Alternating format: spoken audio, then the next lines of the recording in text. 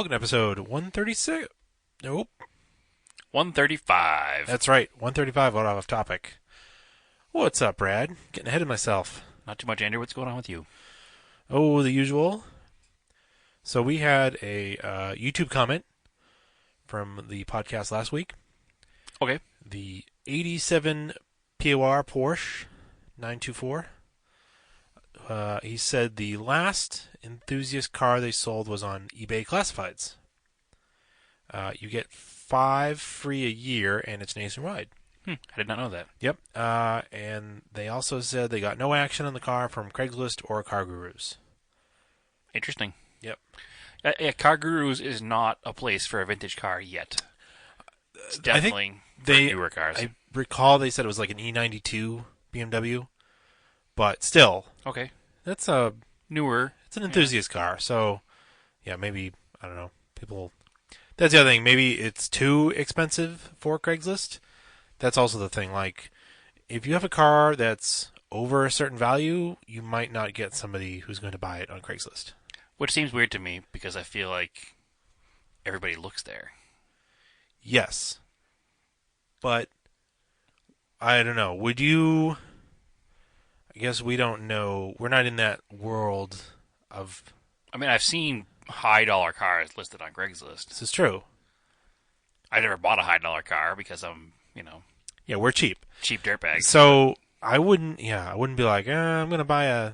I guess if I was looking for a specific car... Maybe... Where else would you go? I mean, eBay, obviously, is one place you would look, but it doesn't seem any less trivial than looking on Craigslist. I mean...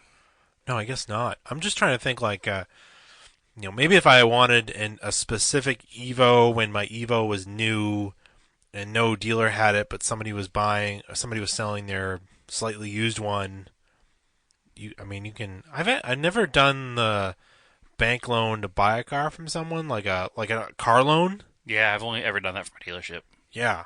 It's increasingly difficult, I would say, to do it the other way because you'd have to have somebody A, willing to wait for you to get the money, and B, willing to do extra paperwork. Yeah. So, and then like they have to the title has to go to the bank. yeah. Yeah, I don't know anybody that's ever done that. It seems more difficult. Yeah. Anytime I've bought a car that was on a loan basis, it was always Through a dealership. through a dealership for like a normal everyday car. Like I've never we were talking about that earlier tonight actually. I've never taken out a loan for like a fun car. Yeah. Which I don't think is a bad idea. Especially where it makes more sense nowadays because a fun car is an appreciating car, like an older car. Good buy, yeah. Whereas a daily driver is a depreciating car. So why take out the loan for the daily driver when you can take out the loan for the appreciating car? It's almost like an investment at that point. Yeah. I mean, yeah, it depends on the situation, right? So like well, if you're taking out a loan, Yeah. you would assume that it's a nice car. You're not going to take out a loan on a project car. Okay. You take out a loan on a finished, ready-to-go car. Right. Yeah, that's our audience. I'm just thinking of like the poor people that get roped into a $15,000 Hyundai Santa Fe that's a 2005. Well, I had a customer at my shop. Obviously, we won't give any names out. Yeah. Who had a 2007 Toyota Camry. Yeah. And this is like 4 weeks ago. Yeah. And the insurance company totaled it. Yeah.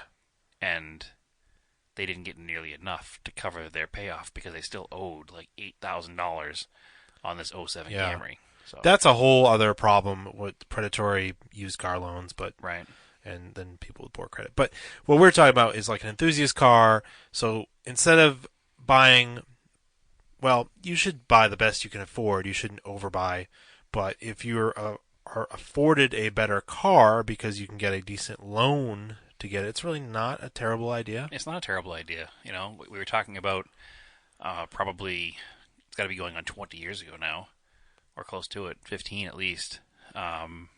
No, yeah, somewhere in between there. Used NSXs were in the $25,000 range, and I'd saved up a good chunk of change. Yep. And I was thinking about putting, like 10 grand down on one and financing the extra 15 grand. And at the time, I was told that it was not a good idea to take a loan out on an older enthusiast car. Now, looking back at that, I'd probably still have that car, and my $25,000 purchase is now what? Was it now it's like 60 to 70 grand now for a Yeah. clean one? So it would have made sense, but at the time it wasn't a thing. It Well, wasn't going to appreciate anymore. you have to be careful because you don't want to buy a car on a loan that's potentially on a bubble. No, but on the same note, when you're buying a brand new car or a newer car, you're guaranteed to lose money anyway. This is So true. even if it isn't a bubble, and you spend, say you bought a car at the height of the Porsche bubble, and you took you bought $100,000 Porsche, and the bubble burst, and the car is now worth 85. Yeah, you lost a good amount of money on that, but at the same time, you didn't lose any less. In fact, you lost less than you would have had you spent 100 grand on a new Porsche. This is true. So I don't think it's that risky. I mean, it's you got to pay to play, you know. Yeah. So Yeah. one way or the other, nothing's ever going to be free, but you got to pay to play. Your mileage may vary. Exactly. All right. Project car updates. Yes. BarneyQuest. What do we do to it? Conquest. Yes. So it makes a bad noise, very bad noise, which we originally thought might be bottom end bearings. The original owner thought bottom end. Yeah, and then we listened to it and we thought it was top end. So we decided that we'd pull off the valve cover and investigate. It cost you nothing to adjust the valves, if it needed to be adjusted. Normally, it costs you nothing to adjust the valves. Today, it costs us $30. Yeah. Well, normally it costs you nothing because a normal stock Conquest steering engine has hydraulic lifters. Ones, yeah, They don't need to be adjusted. correct.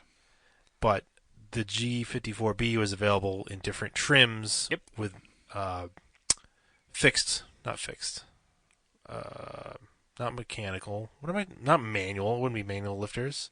Solid. Solid lifters. Yeah. That's what I'm trying to think of. Yeah. And this one apparently it's a performance. So it was Mod. swapped. So the at some point this motor was built, and when they built it, they put a new head on it that was a non-jet valve head, which in the G54B, which is the single overhead cam engine that came in the Conquest and Starion, they have a jet valve, which is like a swirl valve that It was an creates early emissions thing. cleaner emissions. Yeah. So this car has a non-jet valve version of that head because that was a failure point on these. Basically because The head would crack around it. it's an aluminum head with a steel sleeve for that valve, and it would, crack near it and cause issues. So it doesn't have that in it, and somebody swapped out the hydraulic lifters for the solid ones because when you build the engines to rev higher, they need the solid lifters to rev because the hydraulic lifters can't keep up. Yep. So somebody swapped out that as well.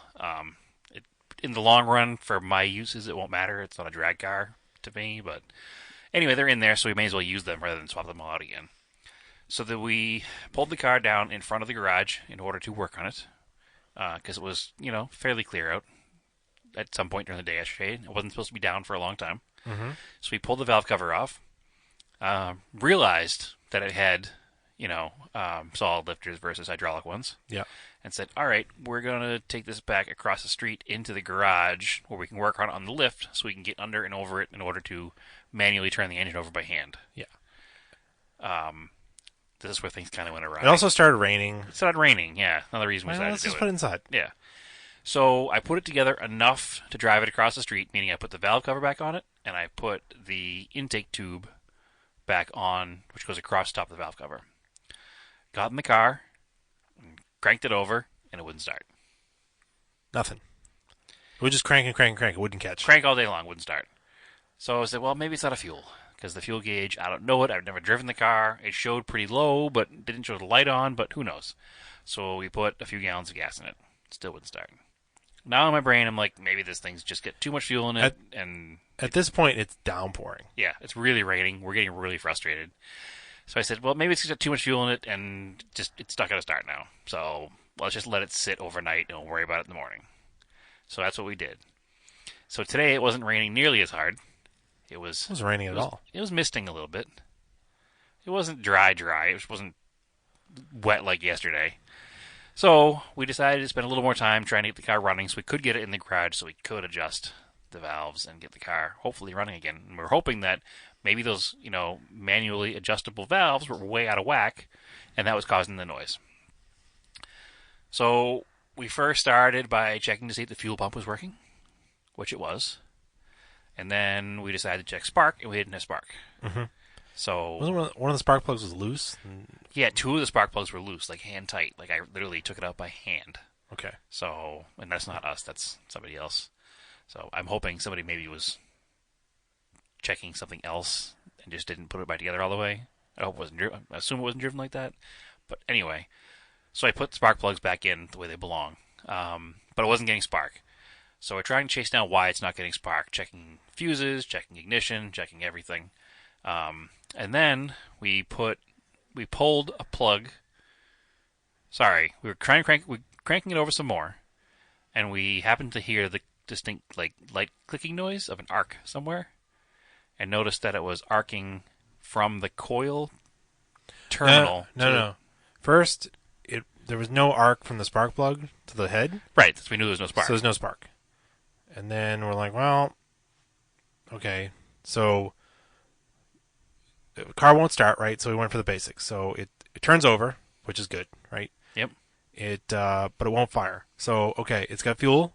Yep. What else do you need to make a car run? Spark. Spark. All right. So then we were checking that. No spark. Okay, let's work from there. Okay, so we pulled it at like, I think, yeah, we pulled. All right, and then we took the distributor cap off because like, well, we had the hood open. It was raining a lot. Maybe the seal is gone in the distributor cap and it got full of water. filled with water, and that's why it wasn't starting. So I took that off. It was pretty dry in there. It's a little greasy. Cleaned it out. Put it back. All right. It's got to be. This is a very simple car with just a spark plug cap and a coil, external coil. It's got to be that maybe. Right. So we're like looking at it, and like the lead was kind of loose. So you grab the lead out of your extra I styrene. have another styrene Conquest in the driveway. That one fit better, and you put it on there, and then I had you crank it, and I could see it sparking. Yeah, we could see it arcing. So like that's it. So we decided there was probably a crack in the coil because it was arcing from below the boot, from the lead to the negative terminal on. Yeah, directly to ground. Yeah, on the coil. So not completing the circuit, not firing the spark plugs. So I called the local parts store, and he said, yes, we have one in stock for that car. We don't have the cheap one. All we have is the expensive one. So I was, You're like, all right. in my brain, I was like, it's going to be $80 coil. What is it? He's like, he called it the Assel. He's like, it's an Assel. And I was like, an Assel? You mean Excel? You're like, me? Yeah. And I was like, all right, well, how much is it? He goes, $28. And I was like, okay, I'll take it. I don't know how much cheaper the cheap one would be, but Yeah. I guess it's probably like a $9 part. But anyway, so now it has a super fancy Assel coil in it. You get the Excel Extreme Street Bright yellow one. bright yellow. But it worked. Put it in the car, and the car literally fired right up. Yeah. Like, almost immediately. Like, cool. Yep. So we managed to drive it across the street into the garage to get it work done. So we did. Yeah, you took the valve cover off. My dad came by, gave us a couple pointers on adjusting the valves. Mm-hmm. Basically, the easiest way to do it is to just turn the engine over, and when the rotor points to the tower of the cylinder you want to adjust, you're at top dead center. It points to the spark plug wire of And the the tower on the cap. Yeah, okay, that's a tower. Okay, I got you. Yeah. I got you. Yeah. I was thinking tower like the ones on top. You know, of the cylinder castle head. cap Yeah, on the yeah, side of your yeah. engine. I got you. The castle. That looks What- like a castle tower. What is that? Yeah. So yeah, and then we just adjusted the valves. And a couple of them were out of adjustment. They were like super tight. Like way out of adjustment. Like no movement at all. Like Yeah. there was no gap. It was Yeah. just solid. Yeah. So that's exciting. So we put the car back together, and I took it for a rip up and down the street.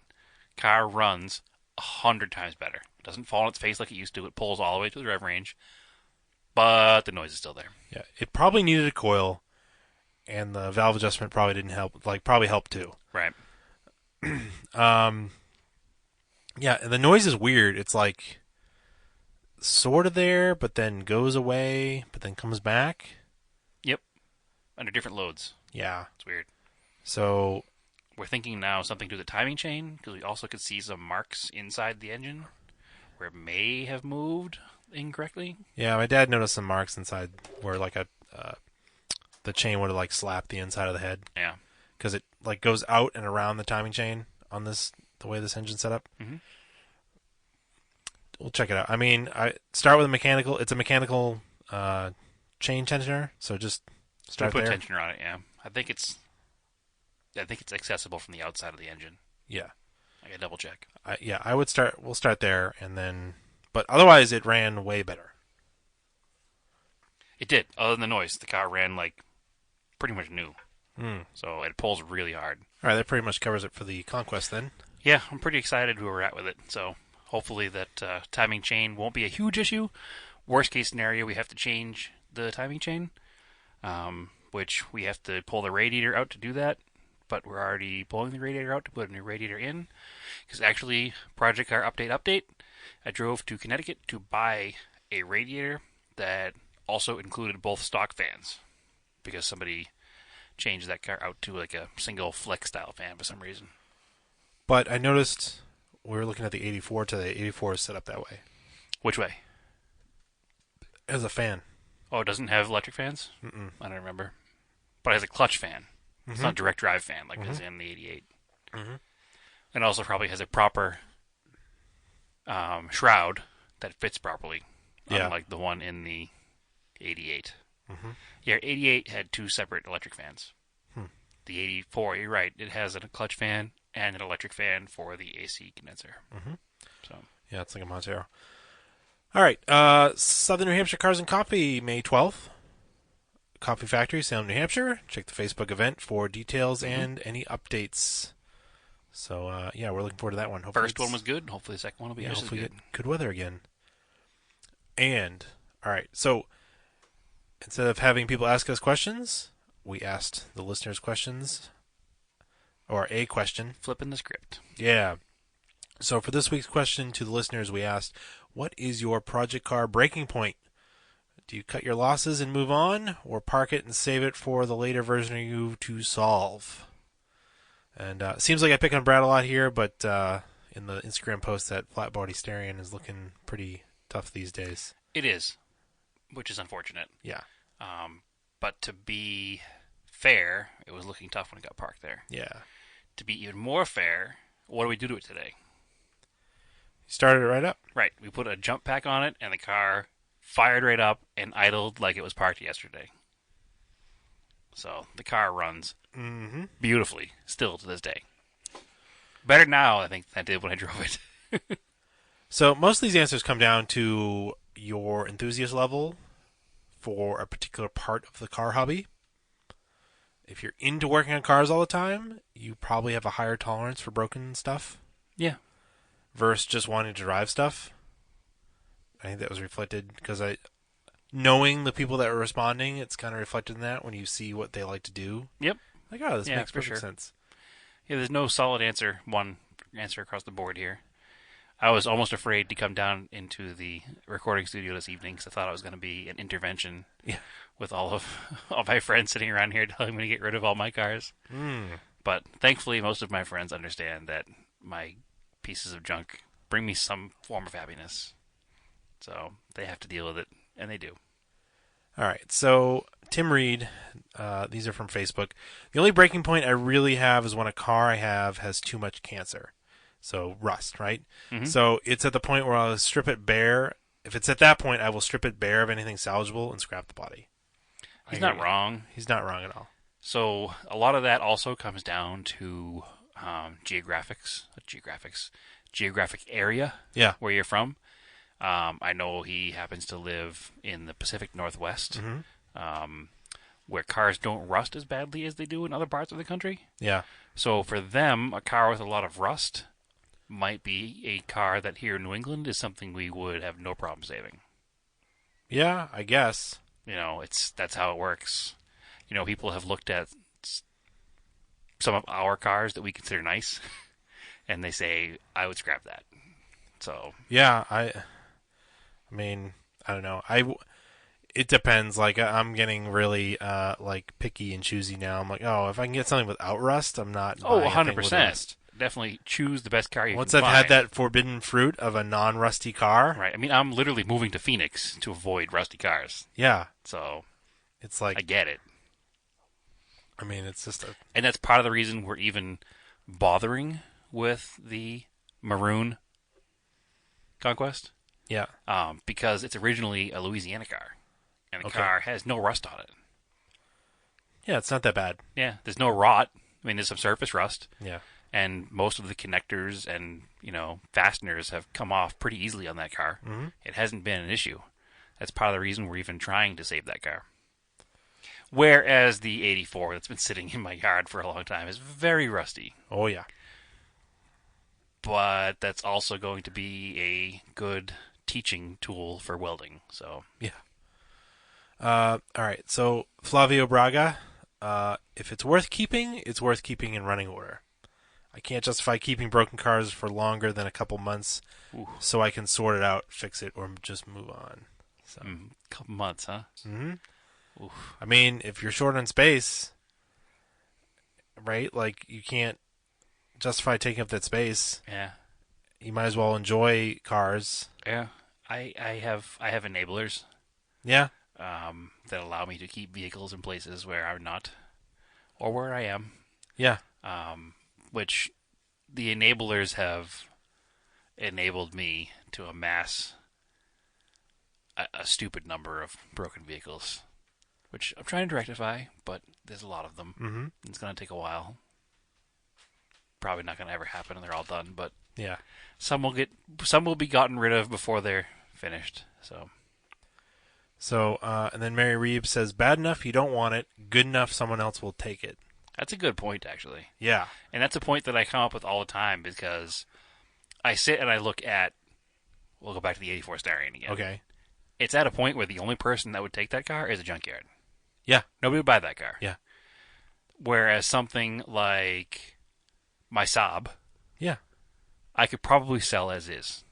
And somebody would be like, this is not too much of a project because it's not rusty. It just needs a pair of axles. I will buy that car and fix it. Yeah.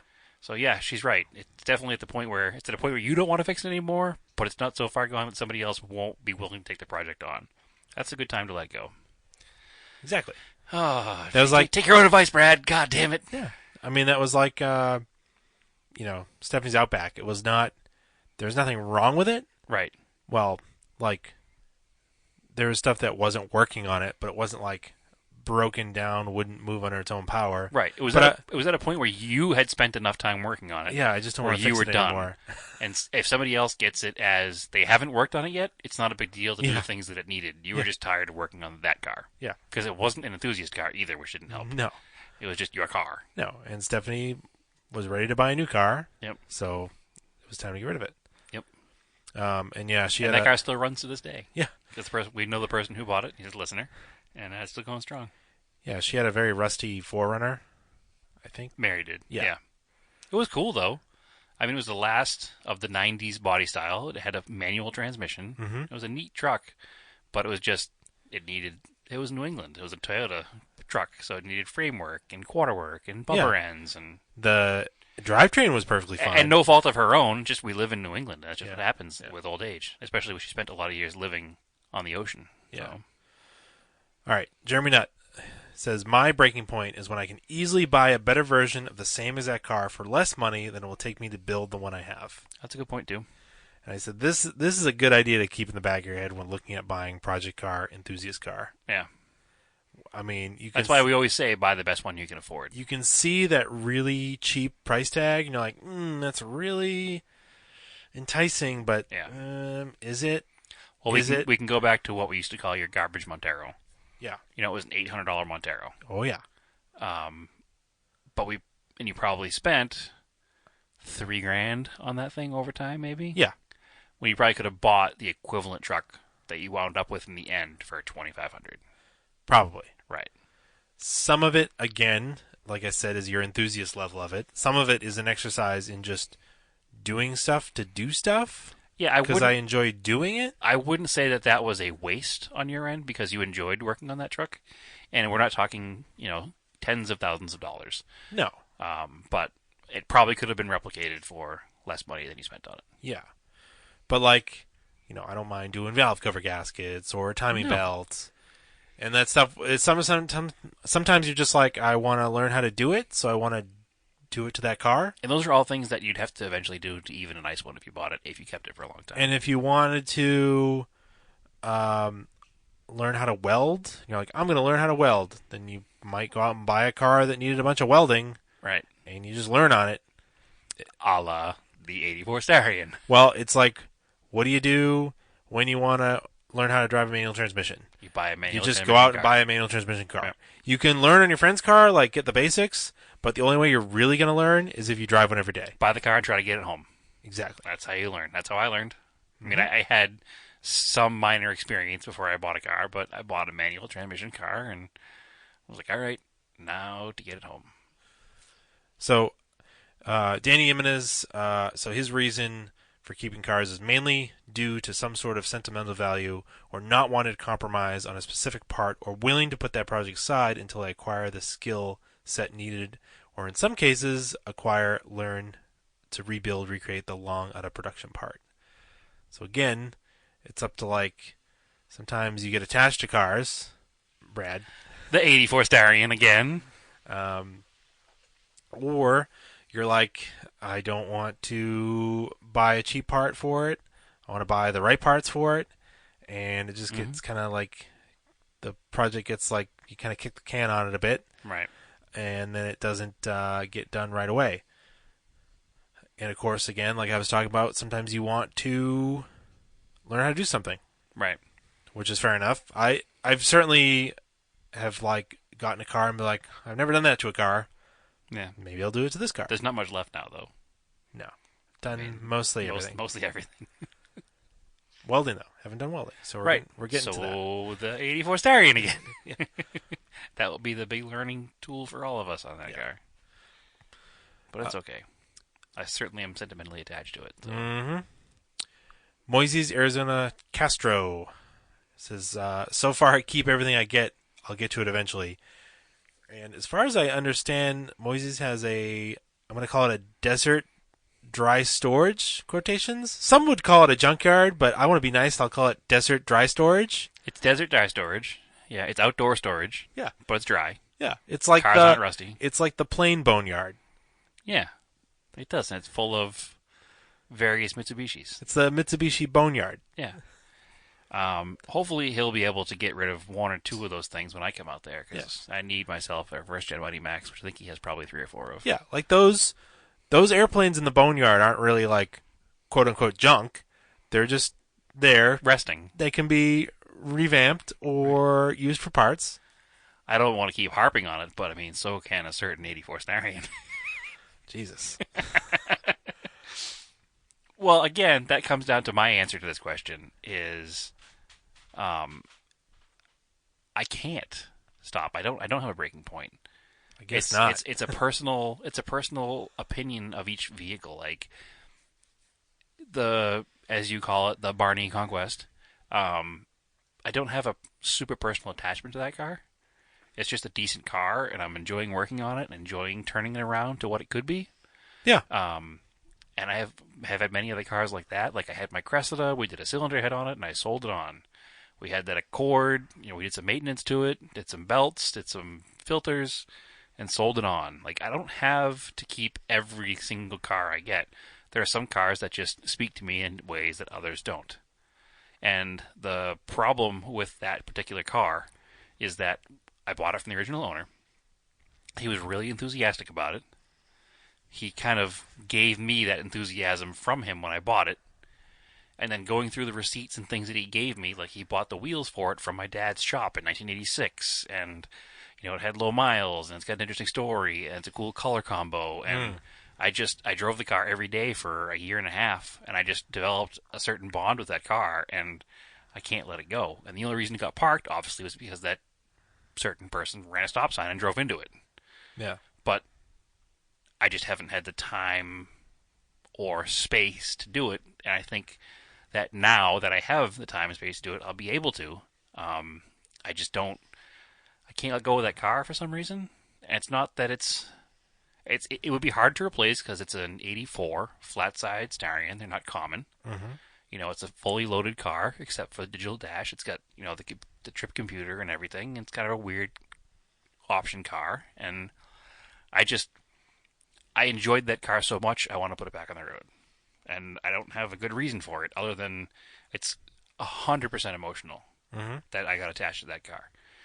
I feel bad that it's sat for as long as it's sat for, but I don't actually think it's gotten any worse sitting than it was when it got parked. It's been moved enough times.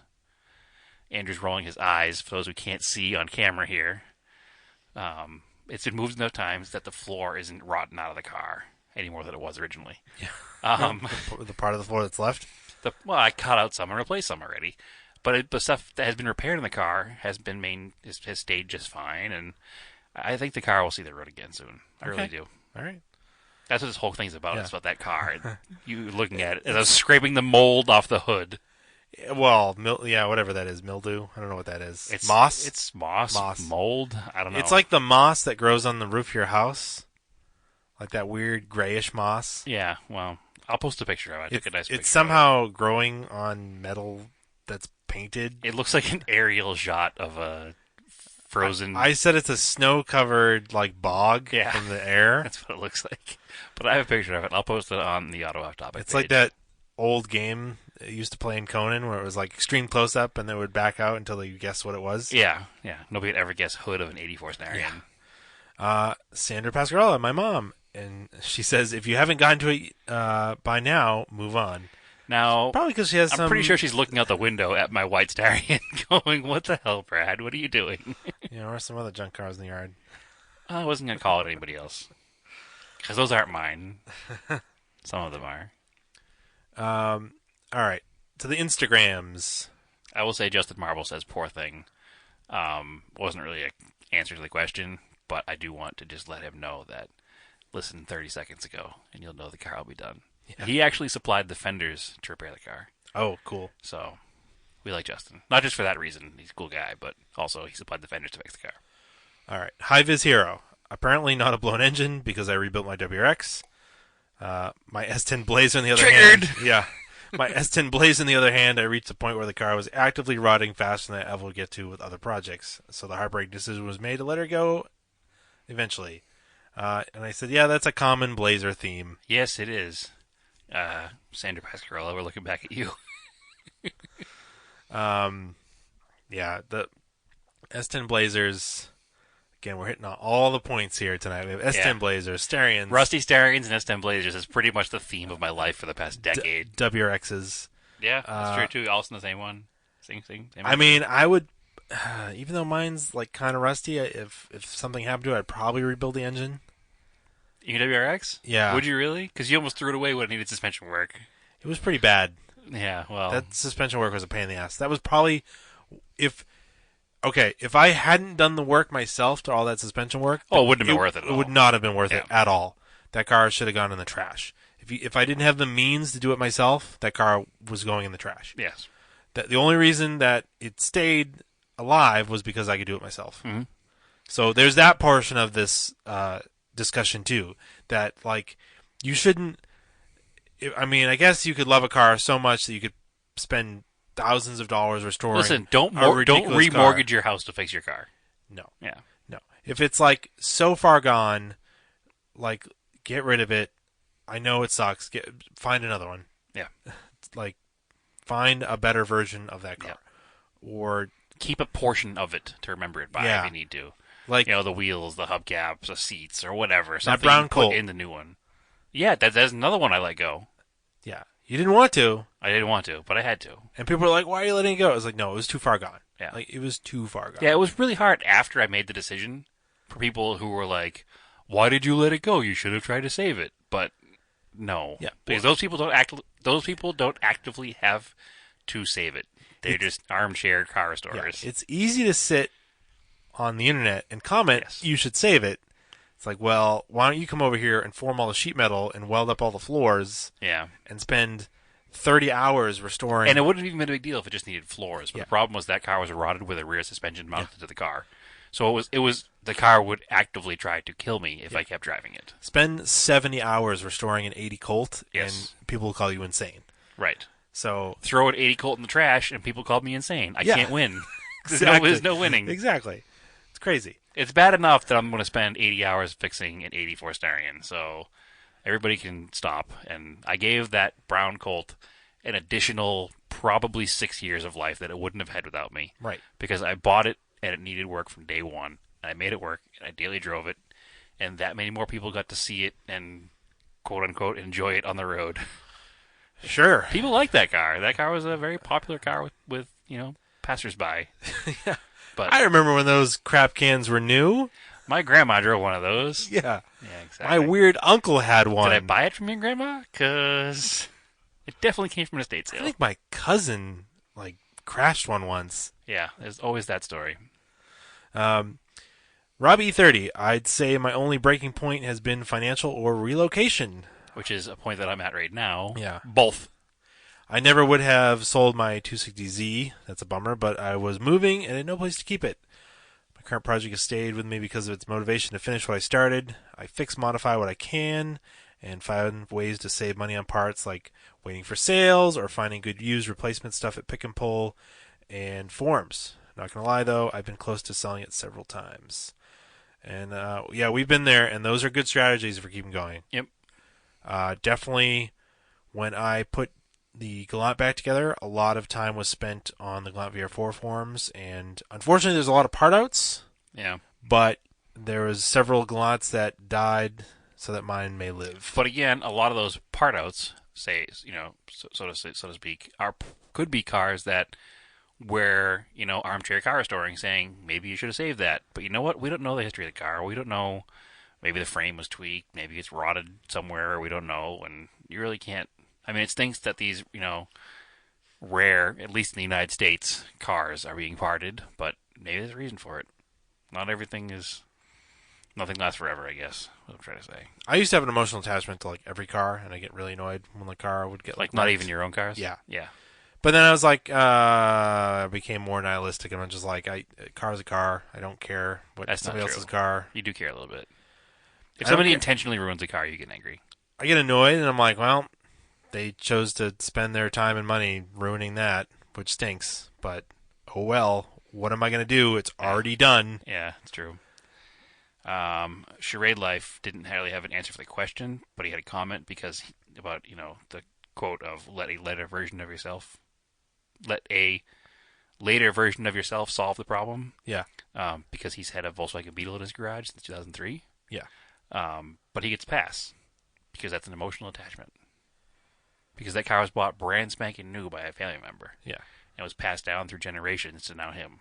Yeah. So that is one case where that car could pretty much be gone, and I support you trying to restore it because that's the car your Build it back from the your VinTech. mother or grandmother or somebody bought brand spanking new, so you can keep that car forever, and you have my full blessing on that one. Yeah. And probably Andrew's too. Yeah. Yeah. Yeah, that was a for good sure. one. You go on the Hello Road podcast and listen to that story. Yep. I think it's Fugarob? Fudge Rob. Fudge Rob. I don't know. Fuger OB. Maybe it's F.U. Jurob. Maybe he doesn't like some guy named Jurob. If I can't make Sorry, Rob. if I can't make regular progress on it in a timeline reasonable to my goals for it, I get frustrated and cut losses. This limits me in the number of projects I have at once because the space and resources constraints mean I get frustrated after 2 cars and start offloading the excess. Excess. Yep. That's how he wants to do it. I get Yeah, I think it's wise to set little goals. Focus on one section of the car at a time, Mhm. and try not to think about the whole project at once, because then it gets overwhelming. When you And- think about there's 100 tasks I have to do to this car before it even runs. That's what we're doing with the purple Barney conquest. Yeah. We're picking off small tasks at a time. The car needs an entire interior to be replaced. I haven't even put a forum post out yet saying, "Hey, looking for an entire interior," because I don't want to get there until we've fixed this other stuff.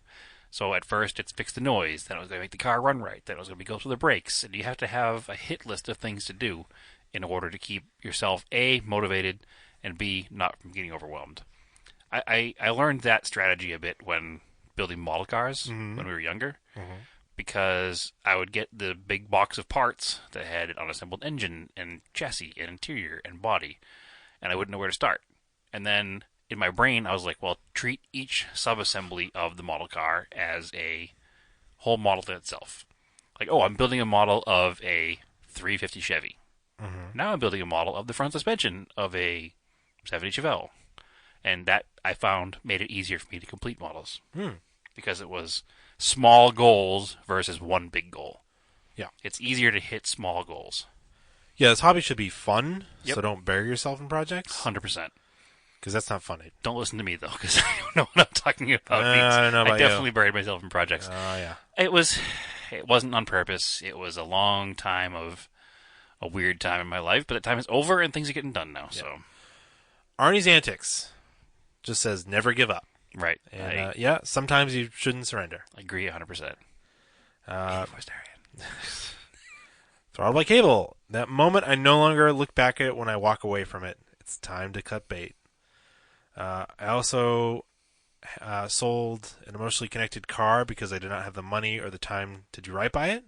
When that happened, I was super picky about whom I sold it to. Mm-hmm. I told people to get lost before, just get back in their car and leave. I mean, sometimes it takes tough love. You certainly don't have to sell your car to the first person that shows up. No. Like, it's your prerogative. Like, Yeah, absolutely. if As long as you have a good reason for it, then yeah.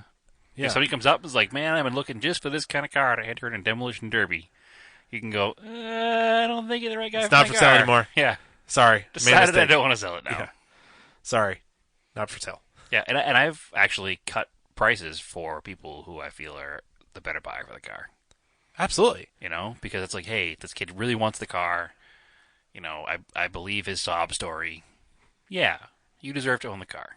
And we've gotten that from people, too. Oh, 100%. We definitely have. Yeah. There's absolutely no question. You know, another project car that's kind of forgotten about in the back of my brain is I have that 79 Colt. Oh, right. You know, and the car hasn't moved in years, and I tried really hard not to get the car because I didn't need another car. And it got to the point where the guy was like actively telling me to come take this car. Yeah, it has a good story. So I did, and it's got a good story. And now with that car, I'm like, what do I do with it? Yeah. Because it needs a lot more work than the car is worth to make it right. It's way more work than I need. Yeah. Yeah. It's kind So of a the bummer. car's never going to be right. I No. can make it run and drive. But there are very few people who I would sell that car to as well. Mm-hmm. I wouldn't sell it to just anybody. You know, I have one or two people in mind who I wouldn't sell it. I would actually probably just give it to because that's how I got the car. You know, just because I know they might be able to carry on the vision I have for that car. But the vision isn't very much. It's not. It's a sympathetic, make the car run and drive and usable. But yeah, it's gonna come up pretty quick. So, Vigo 327. The only car I loved and still gave up on. I'm 100% sure that I could have fixed later when I knew more. Mm-hmm. That's a valid point too. So that's a common theme, not feeling that you have the knowledge to fix it, and we get that too. Like, Yeah. every now and then you just feel like that. I remember when I was about 17, I got that Caballero. Unfortunately, yes, I do remember that. Which is GMC's version of Andrew's favorite car, the Chevy El Camino. Yeah. For the Ultra, you want an even more exclusive car-based pickup truck. The Caballero. Yeah. But at the time, I was way over my head with it, just because I didn't have the resources, the money, or the knowledge to do anything with it. And I know now we probably could have the car running in a weekend. Yeah, But you've been at the time, really ambitious about getting project cars. yeah, finishing them has been the There's issue. a history here, yeah. Yeah, that's changing though, and it really is changing because I see it in myself, and I see, you know, by being involved with this kind of stuff more than we used to be. You know, having the social media aspect of owning old cars is huge too, because you have this common bond with people all over the world that you can talk to about them, and you wind up getting encouragement from other people. And you know, I talked about getting fenders to put the '84 Starion together from Justin. Mm-hmm. You know, he lives in Buffalo, New York. I wouldn't know him if it wasn't for the internet. You know, I'd still be searching for fenders here locally. Mm-hmm. You know, but he had them in his garage, so it was a quick trip to Buffalo and back to get some parts for a Starion. So it's a whole different world we live in now, and I have a whole different outlook on it now that I'm older. I have more knowledge, I have more skill, and I have more money, and I have somehow more time, and I can get some stuff done now. Hmm. So that is a true thing, Vigo. That you definitely can do obviously more things the more you know. So Judge_Mills has to run and drive.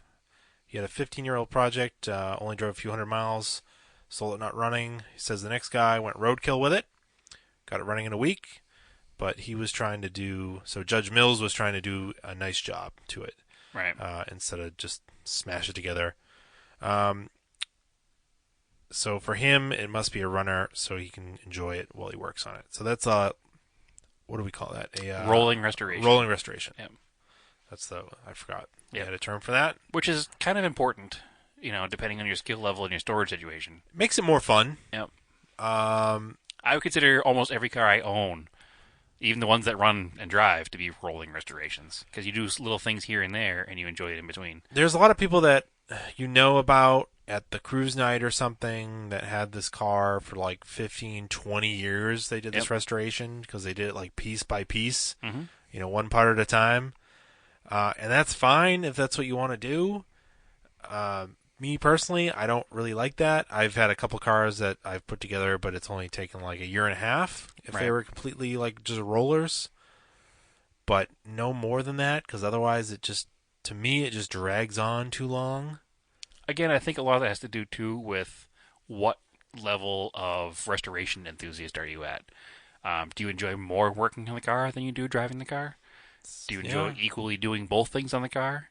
Do you have more than one car? Because if you have a vintage car or a quote unquote project car that does run and drive, maybe you'd be more willing to take on that long term in the corner of the shed project that just sits there for 15, 20 years as you slowly pick away at it.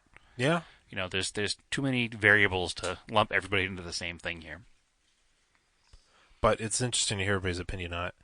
And I hope people realize I don't want to read everybody's comment word for word. So Yeah, we kind of picked the important parts of your Right, comment. Yeah.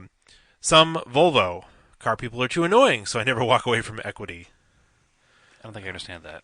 I think he means like as far as selling it. You hate dealing with people buying cars? I think that's what it means. I think everybody hates dealing with people buying cars. Yeah.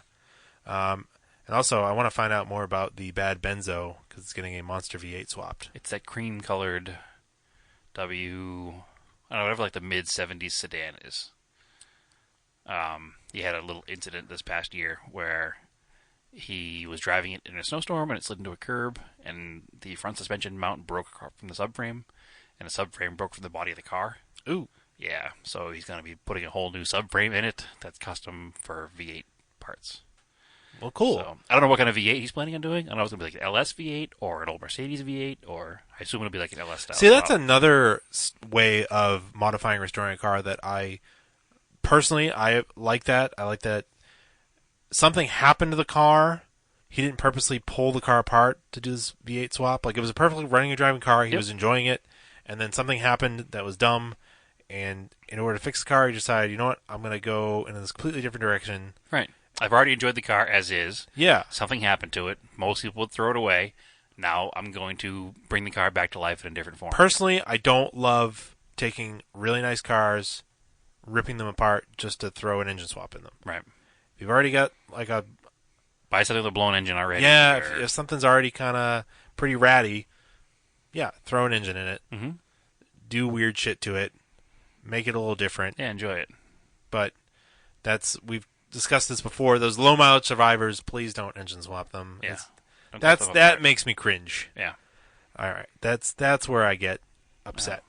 So my Cressida is one of those. That engine's not that great in that car. Yeah, but it was a slow cruiser and it was in really nice shape because of it. Yeah. And now it's, on its path to drift missile. Oh, he drifts it. I have no idea if he drifts it, but he 2J swapped it, which means even if he doesn't, somebody in that car's future might. Yeah. So it just bothers me a little It's already done. bit. I know. I look back at those pictures of that 70,000 mile original non-cracked dash and just get Hey, upset. he bought the best car he could buy to do his engine swap. Yeah, he certainly That's did. his prerogative. Braden Smith. The longest I've owned a car's for is 3 years, and in that time, I've driven said car for about 3,000 miles. I'm lucky enough to have a place to store this car while I save up for each step of the project, but I know if I get rid of it, however much I've wanted to over the years, I will hate myself for it. Yeah. Yeah. Seller's remorse. That goes right along with, an emotional attachment to a car. Exactly. It's the same thing. It's why I've had the Starions been parked, since. I keep harping on that particular car because it's one that we're talking about the most because I've had it the longest. I mean, I think I bought the car in 2008. Yep. I think it got... No, it was 2009. Was it 2009? Yes. Because I bought my house in 2009. No, it was 2009. Okay, it was in early 2009. December of 2009. I already had my house. It was December of 2009 because I would have bought it, but like the same week I blew out my Achilles tendon and I couldn't drive it anyways. Okay. That makes sense. Like Achilles tendon. I thought I said attendant. Whatever. People know what you meant. Yeah. Anyway, so yeah, but it's been parked since like 2012. Right. So, ugh. Yeah, that Gross. was that might have been. I think it was like around February or something. You were on the way February. to we were having a party at a friend's house. It was an anti-Valentine's Day party. Yeah, we were all getting together to play board games, and then an Ultimate Driver took the nose off the car. And I went a different direction than normal because I was picking up pizzas for the party. Yeah. And that's when the guy blew a stop sign hit the nose. Ugh. Our favorite Ultimate Drivers. Grubby grub. Yeah, I've been hit by 3 of them. Yeah. Yeah, so definitely and then that brings you to the town Laglon. I couldn't sell them ever. Nope. They owe me nothing, so I'll just forever own them. Yeah. Yeah, 100%. There's no reason for me to ever get rid of them. It's like my Camaro. Exactly. I'll never get rid of it. No. It's not like and likely that Starion I'll never get rid of, and I'll probably never get rid of the Blue Colt and the Sapporo either, just because they're not worth a ton of money. I'm into them for even less than that. But they are all at a place in the way they operate that if something breaks on them, fix it right away, so that the car doesn't sit. Right. I mean the Colt and the Sapporo and everything. Absolutely. Everything. Yeah. So once it runs, keep it that way. Once you've got everything running, when something breaks, yes, even if it's not like right away, it's like the next thing that you fix. Yep. Like I've tried to practice what I preach. So like, if something's broken on the Montero, I've tried to get it fixed because something might break on the WRX, and then I need the Montero. Before you know it, you have 13 broken cars. Yeah, exactly. It spirals out of control. Way out of control. And when it could be just an easy, simple fix, and then when a vehicle sits, it gets way worse and needs other stuff from sitting. And that's one of the things that I have changed in my life is I've developed that philosophy. Yeah. And I've been pretty good with it. So if there's anything we can get out to people who are share knowledge here, is just pick a project. Yep. Do one step at a time. Yep. Even if you go out in the garage every night and do 20, 30 minutes on it. Yep. After your kids go to bed. Yeah. After the family goes to bed, whatever, you can work on it for an hour or two. Instead of watching Netflix or something, after everyone else has gone to bed, sneak out in the garage, bolt a couple parts together, get it done. But sounds pretty good, right? It does sound pretty good. And like I said, I have that mass of broken cars that's from my past. Yeah. But, my Camaro, my Sapporo, my Colt, I've gotten them running to a point where they run good. Mm-hmm. And when little things break, I'm pretty good about fixing them now. Yep. I get it fixed right away. The Raider broke the other day. Yeah. And I went and ordered a PCV valve the next day. And it wasn't that. So I went and ordered valve seals the next day. So see if it was that. And if it wasn't that, we'll move on to the next thing. But I'm not going to let that thing sit. I'm either going to fix it, or, in light of this episode, I may sell it as is to somebody else. Say, hey, truck runs, but it smokes. Yeah. Buy this truck now. I tried these things. Yep. Maybe you should fix it. Because I think after the next thing we try, if it doesn't fix it, it's probably time to move on. Because we've done a bunch of things to it, and it's getting kind of annoying to work on. And that's what it is. It's at a point where we've done enough, we've worked on it enough. I don't want to do the same things 15 times over. It does run and drive. Maybe somebody else is way more into it to put a diesel swap it. I don't know. It's not a bad truck. It's got a solid frame and a pretty solid body overall. And it's not trash worthy, but I think I might be tired of working on it. Maybe Might be somebody ready put for a something 2JZ else. in it. Maybe, which is fine. I don't even care. Or maybe somebody has a really rusty one sitting in the yard, and they've been, looking for a replacement body for it, and my truck is perfect for that. So All we'll see right, what happens. Maybe it'll get fixed with the valve seals, and no one will worry about it. cool. So I should also plug the Gearhead project. Brian's been doing really cool stuff with that podcast over there. He did a podcast with us a couple weeks ago that should be up soon. We're also participating in a print issue he's working on. Yep. He's got a bunch of people on board for that. So stay tuned to the Gearhead project. Please rate and review us on iTunes. Of course, share it with your friends. Oh. I just added us to Spotify. If you want to use Spotify, Mm-hmm. you can basically find us on every major podcast platform. Yeah, if it exists, we've tried to get on it. That's for Or sure. anywhere that Or if we've heard of it, we've gotten on it. or anywhere that aggregates from them. Yep. And trying to think where we are here. Check out this week's issue of Auto Week. Oh, right. Yeah. You are in this week's I am. issue of Auto Week. So it's the Two- April 22nd, 2019 issue. Yep. 2 little blurbs. Well, one full page thing about road trip tools. Yep. I didn't write the article or take the pictures, but in the article is some sage advice from me. And they used my 78 Colt as a background picture for all the, tool talk, because I do use my cars for long road trips. Yep. And one of the staff writers for Auto Week knew that and contacted me to do a little article about using a vintage car on a road trip. So there's that, and there was another little column in there about what not to do when buying old cars. Right. So I have a little blurb in there about Yeah. that. It's the do-it-yourself issue. Yep.